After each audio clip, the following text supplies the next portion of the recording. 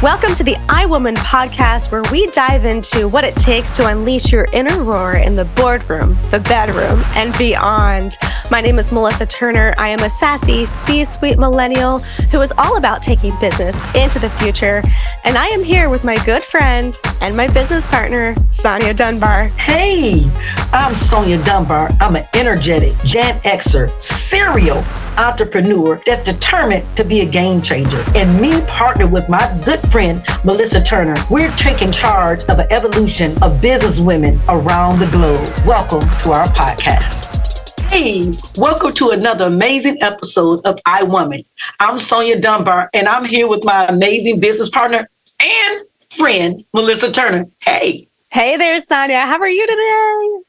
I am great. Listen, ladies, turn up your earbuds, turn up the radio in your car, share this podcast with another businesswoman, because we're talking about C-suite. Yes, we are. We're going all the way in today, ladies. So get your warm coffee, your mug, whatever you do. I have my candle lit. I'm in my office and I'm ready to do this with my girl and talk about it. You know, we want to talk about women in business. We want to put it all on the table, right, Melissa? That's right. I've got my warm, fuzzy socks on, my elastic pants. We're good to go today. All right, there we go.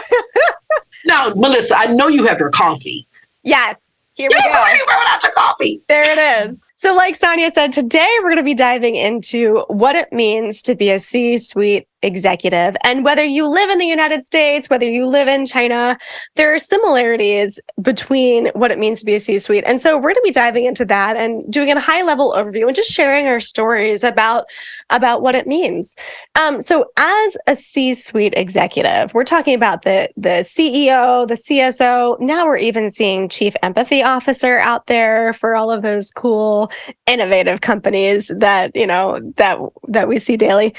But the role of the C-suite is to set company strategy, make high-stakes decisions, and ensure the day-to-day functions align with the company goals. And, you know, we've spent a lot of time talking about what it means to be an entrepreneur. And obviously, all of those things go under the entrepreneur headline as well. But then you have to take them out and remove them to kind of settle it into the definition of a C-suite executive. And so in my journey, Sonia, I have held positions in both C-suite roles and as an entrepreneur. And I like both types. I really do. I mean, sometimes what I find is that the C-suite isn't as creative. I can't let my creative juices flow as much as if I was, you know, running my own business and building something from scratch. But it's been an interesting journey. What's been your role with boardrooms and C-suite roles, Sonia? Melissa, now C-suite roles I'm not knocking anyone in it, because I realized that to be a C-suite woman, there's a lot of pressure. Let me explain what I mean by that. For 1 year, I was a vice president of operation of a major company. Now, I remember going to conferences. I remember going to executive board meetings and being the only woman in the room. I remember them talking about how they were going to go to golfing tournaments and how they were going to do deals. And I remember being in meetings after they had went on a golfing tournament and they had made these deals. And I wasn't invited. I don't play golf. Maybe I should, but I really remember feeling intimidated. You know, I shouldn't have, but I remember feeling intimidated. I remember that I had to stand up a little taller so that I felt head and shoulders in the room as the vice president of marketing. So I did that role for a year. But what that role did to me, it was like a tube of toothpaste. Every month, it squeezed me till I was flat, and it pushed me into entrepreneurship. Because I was boxed in, I had to think like someone wanted me to think. I had to be that person. But Melissa, the thing that I admire about you, you mastered that task. I've watched you in business with me and also have your own business and be in a C-suite position. And I see your face with all these people and I know you mastered that. You didn't feel that pressure. So let me ask you a question. Do you feel that certain people are cut out the C-suite and certain people are cut out for entrepreneurship? Because you title very well. So what's the journey there? You know what? Thank you, Sonia, for bringing that up. It is a toggle. And I'm going to go one step further and say that I think certain people are cut out for both, one or the other or both. And, for me, it's all about a balance in life. It's all about a balance of eating healthy, of staying fit, of spending time with my kids. And in my career, it's all about a balance of being in the boardroom and then having that creative time where I can be an entrepreneur and grow that. So for me, it's all about a balance, and I love it all. But I will tell you, it is a completely different skill set to be an executive. As you were saying when you were vice president, as we manage people, it is a completely different skill set to run the daily operations of a business versus being high level like an entrepreneur. I read a statistic the other day, Sonia, and I can't get it out of my mind. So I was reading, I don't even know where I read it, but I remember I was reading a study from Board X. And this was a study on, it was over 1,600 publicly traded companies for Q1 last year in 2022. And these companies spanned across the world. I think they said something like 20 companies or 20 countries. So out of these 1,600 publicly traded companies, 28% of the board members were female. Just 28%. It's sad. And it was striking. It was completely striking. And then they went on to say, I wrote it down so that I remember it. They went on to say that 5% of those 1,600 companies, the CEOs were female, and 19% of the corporate leadership team members are female.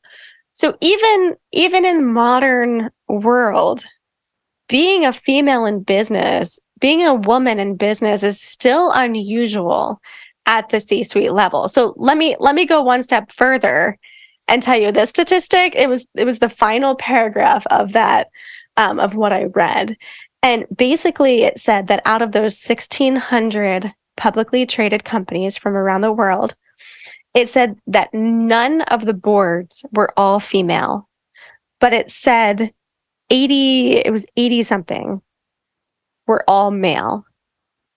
And that was, Sonia, that was just striking to me. I don't know. How does that make you feel? I'm with you, Melissa. It's striking to me because I'm a woman, I may be biased, but I believe if you want something done efficiently, fast, and just with passion, get a woman to do it. We're going to get it done. You know what I'm saying? But that's really sad. And I hope to see more women as board women, as C-suite women doing that thing. Now, Melissa, I don't know if you want to share this, but I'm always doing the devil advocate here.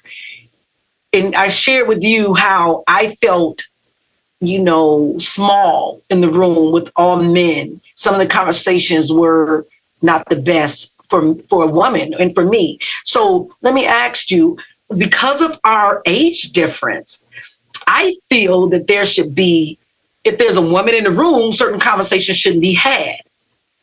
But I know that you feel a little different, right? Share that journey. I know you have a story you can share. I don't know if you want to. Oh, I'll share it. Yeah. And it is sometimes walking into a boardroom of all men is a little bit intimidating. And I don't even like that word, but it is because I don't know my place. I have to find my place first, and then I can feel comfortable. But even after all these years, it is intimidating. But the story that I do want to share, and this is, for me, it's classic. It's classic of how I feel when I'm in a boardroom with all men. So one day I was sitting in a meeting. I was the only female there. Here I am, this blonde, high energy, younger person in a room of older men who were going balding in formal suits, right? So I'm sitting in this meeting and I'm at one of the corner ends of the table. And it was a pretty good meeting. We were having a ball, we were having a good time. And it goes that one of the men to my left, one of the men said the F word, which I'm not sure. We haven't decided if we can say that word yet on this podcast, but we'll just call it the F word, right? One of the men let the F word slip, right? And wouldn't you know it, that as soon as he did that, he stopped what he was saying. He looked at me. All of the other men around the table looked at me. And they apologized. He apologized to me for saying the F word. And so we were having a good time, right? Like, that doesn't offend me. I don't want to be called out. Why should I be called out as a woman, right? Because somebody else said a word. To me, that doesn't make any sense. Does it make sense to you, Sonia?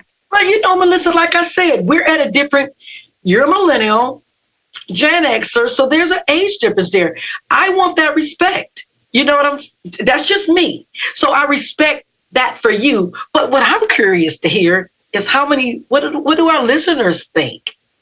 Please go to our Facebook page after you hear this podcast and let us know, would you want the respect for them to not say that around you and then apologize if they did?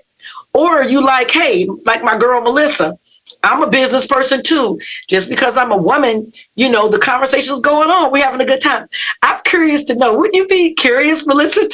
I'm curious. I know there's some good stories out there about boardroom happenings that have to do with women and gender. There we go. Can we get a raffle around that one? Yes, there we go. Okay, so let's do this, Sonia. So I have been reading this book, which I absolutely love. It's called Influencer, and it's by a group of social scientists. And it was written, here's the thing, it's written in a day before social media influencers were even a thing. So early 2000s. And so if you, on social media, if you go to our Facebook page, if you go to our Instagram, and you tell us your story about being a woman in the boardroom, if you subscribe to our email list, and if you tag us and tell us that story, then you will be entered to win this raffle, to win Influencer, the power to change anything. And we're going to have some fun with that. I want to say thank you for listening to another amazing episode of I Women Podcast. Please share this podcast with another woman in business, with another entrepreneur, with another C-suite woman, with another woman with a vision or a dream or a passion in her. Share this with her. We want this evolution to grow globally. Thank you. Click, like, and share. Thank you for listening. We want to take a moment to thank this year's sponsors, and we want to thank you for joining us today and for sharing in this moment. Yes, and please click, like, and share this podcast with other business women that you may know. Thank you from I Woman Podcast.